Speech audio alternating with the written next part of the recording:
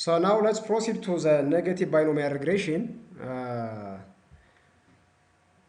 As assumed for a negative binomial model, our response variable is a count variable. So similar with the Poisson regression, one of the assumptions for binomial regression is the outcome variable should be a count variable, and each participant has also the same length of observation time. If they vary, actually, we can use a relative rate, if the observation time for individuals varies, the model needs to be adjusted to account for the varying lengths of observation time per participant, at least by using the relative rate, by using this relative rate. So the negative binomial model, as compared to other count model like which is Poisson model, is assumed the appropriate model when the dependent variable is over dispersed. You see?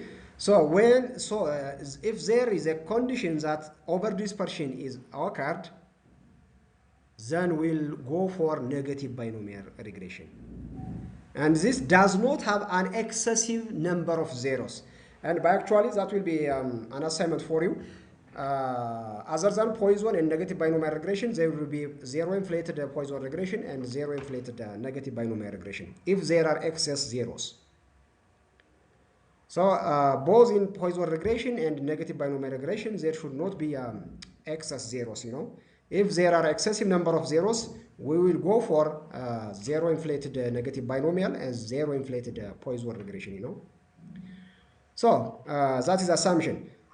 So that is, it always corrects for over dispersion. If there is any over dispersion, in the case of Poisson regression, negative binomial regression has a way for the correction of that over dispersion, So negative binomial regression is a popular generalization of Poisson regression because it loosens the highly restrictive assumption that the variance is equal to the mean, which was made by the Poisson regression. You see, what the Poisson regression requires is there should not be over dispersion, which means that the variance of the data should be approximately equal to the mean of the data. That is a restrictive assumption. But in the case of negative binomial regression, it does not require this assumption, So it loosens this restrictive assumption which was made by the Poisson model. So if the conditional distribution of the outcome variable is over dispersed, the standard error estimates from the Poisson regression model may be biased downwards, for which negative binomial regression could be used to correct that, in any model, if the assumption is not fulfilled, then finally biased results will be there. So if there is over dispersion, and if we are going to use the output or the result by Poisson regression, that means we are going to use a biased result, So in order to just prevent from using such types of biased results, we need to go for using a negative binomial regression because it does have a correction way to just adjust that over dispersion, So over dispersed data have standard errors and p-values that are too small,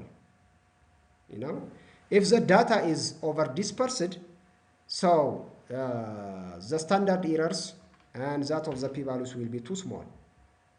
So before doing a negative binomial regression, what we are going to do is we need to check the assumption of Poisson regression first, So as mentioned earlier, negative binomial model assumes the conditional means are not equal to the conditional variances. So it does not need any conditional equality of the variance and the mean of the data, So this inequality is captured by estimating the dispersion parameter that is held constant in the Poisson model by dividing the deviance with that of the degree of freedom.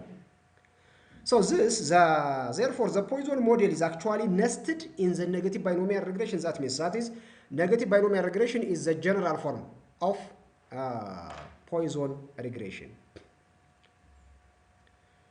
So we can then use a likelihood ratio test to compare these two and test this model assumption, you know. To do this, we will run first our Poisson regression. After checking the Poisson regression over dispersion, if there is over dispersion, we'll continue with the Poisson regression. If there is over dispersion, then we'll go for negative binomial regression, you know. So now let's have an example data set for this negative binomial regression.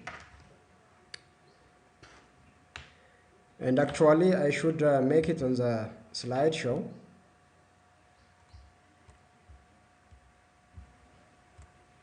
Okay, so here is the example data set, which is a bladder cancer data set. The bladder cancer study consists of patients who had a superficial bladder tumor when they entered into the study, you know. So they were randomly assigned to either of the two treatments. One, the placebo and coded as 1, and the drug, which is named as tiotepa, coded as 3. So 1 is placebo and the code 3 is for the drug tiotepa. So for all patients, their initial tumors were removed transureterally, and they had multiple recurrence of tumors during the study, you know, during the follow-up. For each patient in the bladder cancer study, the observed data include a sequence of clinical visit times, because there was a longitudinal follow-up, and the numbers of recurrent tumors that occurred between the visits, you know. So similar with the initial tumors, the recurrent tumors which were found during the follow-up were also removed transureterally at the patient's clinic visit, you know, because holding the treatment or the surgical procedure will be unethical without treating the patients. So for each patient, the observed data also provide information on the size of the initial tumor in terms of maybe centimeter or millimeter, whatever, and the number of initial tumors. So the number of initial tumor plus the size of initial tumor. So predictors of recurrent bladder tumor in this example for this demonstration include the type of the treatment and the number of initial tumors.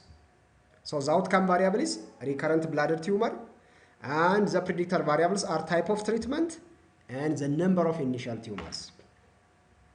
Okay, so a recurrent bladder tumor is the outcome variable and indicates the number of bladder tumors in the study period.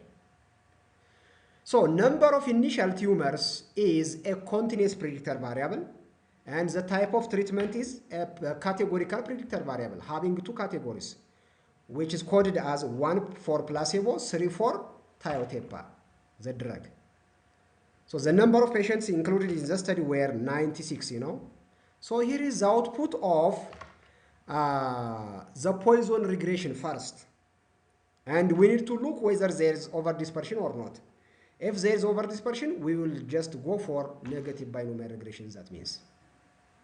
Okay, so here the first table will show us the treatment groups, either in the placebo or in the tiotepa, with their mean, that means the mean of the recurrence of the bladder tumor, that is a superficial tumor, and the number of individuals within each group, within the placebo and within the drug.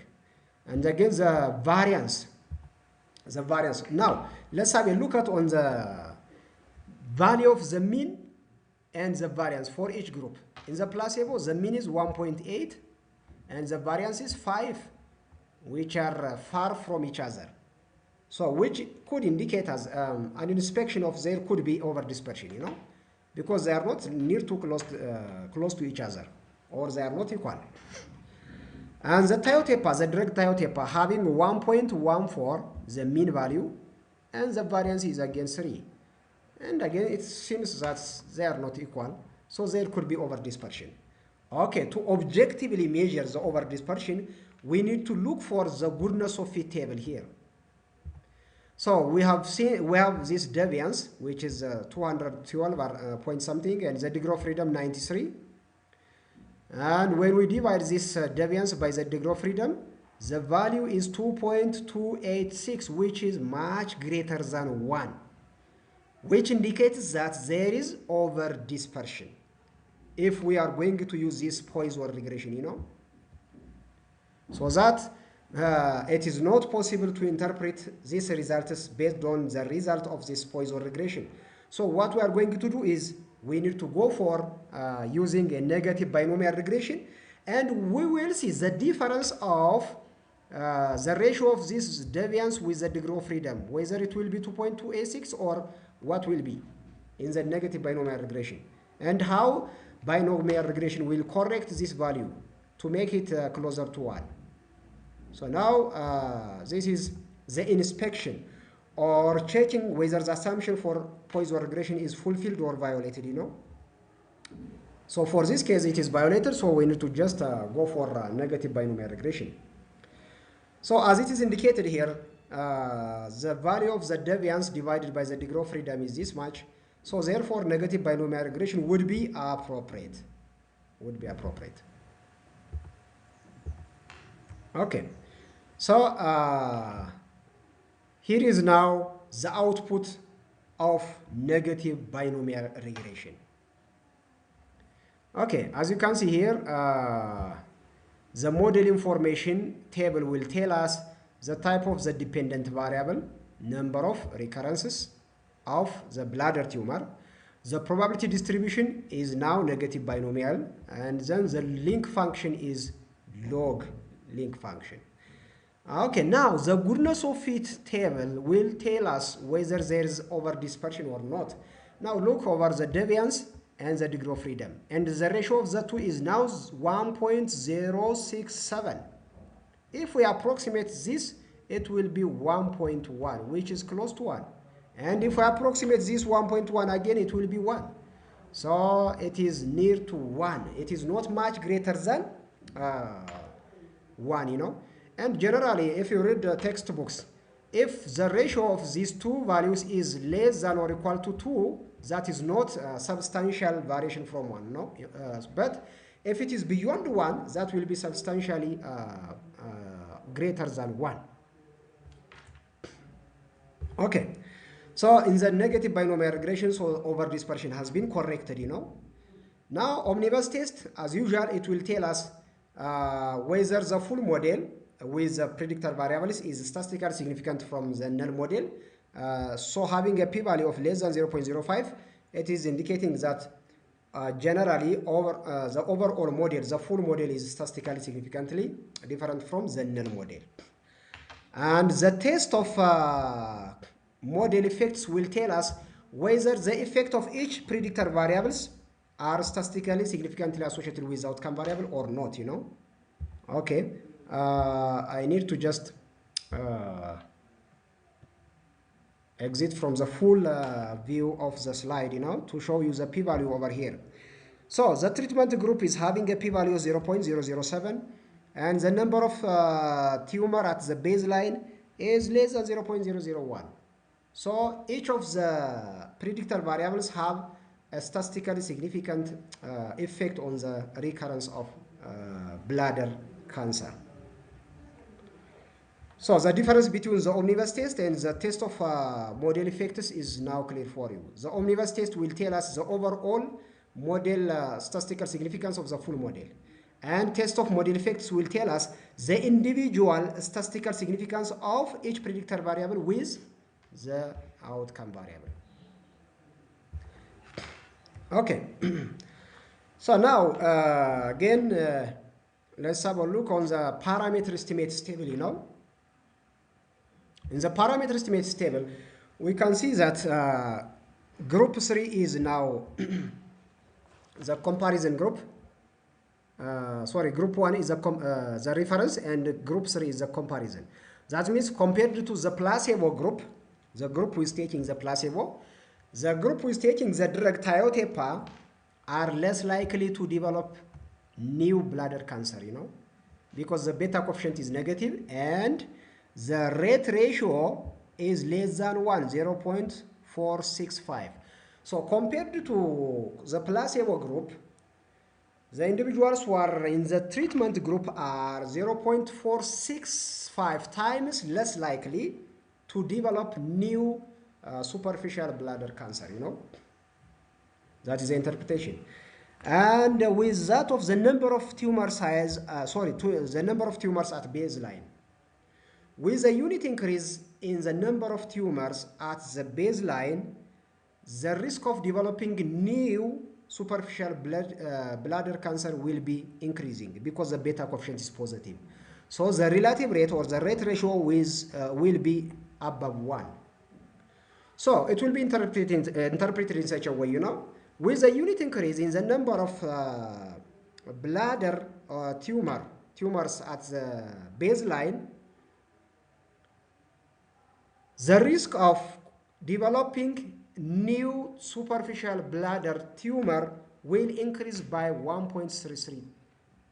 That is the interpretation for the continuous type of predictor variables, So this is a way how we are just going to do a negative binomial regression, and the way how to interpret. As I have said, the omnibus test will tell us the full model statistical significance against the null model, and the p-value is statistically significant.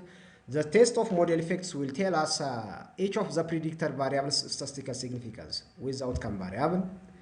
And the parameter estimates table contains the negative binomial regression beta coefficients for each of the predictor variables along with their standard errors, with their rate ratio, confidence interval, and blah blah things, So looking at the exponent of the beta in the table above indicates that the incidence rate bladder tumor for the treatment group 3, that means for the drug group, is 0.465 times less in the incidence rate for the reference group, that is a placebo group. If we are interested to express this in terms of percentage, we need to subtract this incidence rate ratio from 1.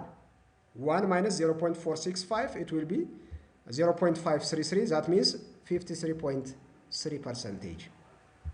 So the percent change in the incident rate of bladder tumor is 53.3% decrease in the treatment group. So the treatment decreases new occurrence of bladder tumor by 53%, So likewise, the incident rate of recurrent bladder tumor for a 1 unit increase in the initial number of bladder tumor is 1.33 times, holding the other variables constant. That means all predictor variables have been included and the confounding effect has been controlled. Again, if we are interested to express this in terms of percentage, we need to subtract 1 from 1.33. 1.33 minus 1. If the odds ratio or rate ratio is above 1, generally we subtract 1 from the odds ratio or from the rate ratio. If the rate ratio is less than 1, generally we subtract the rate ratio or the odds ratio from 1. This is a general rule in terms of, to express in terms of percentage, So, in this case, when we subtract 1 from 1.33, the change in percentage will be 33%. So the percent change in the incident rate of bladder tumor is 33% increase for every 1 unit increase in the number of initial bladder tumor. So that is the interpretation for this negative binomial regression result. So the steps that we need to follow in doing a negative binomial regression or a Poisson regression is indicated here in the slide. So this is all about negative binomial regression, and now we'll proceed to demonstrate this negative binomial regression with an example data set,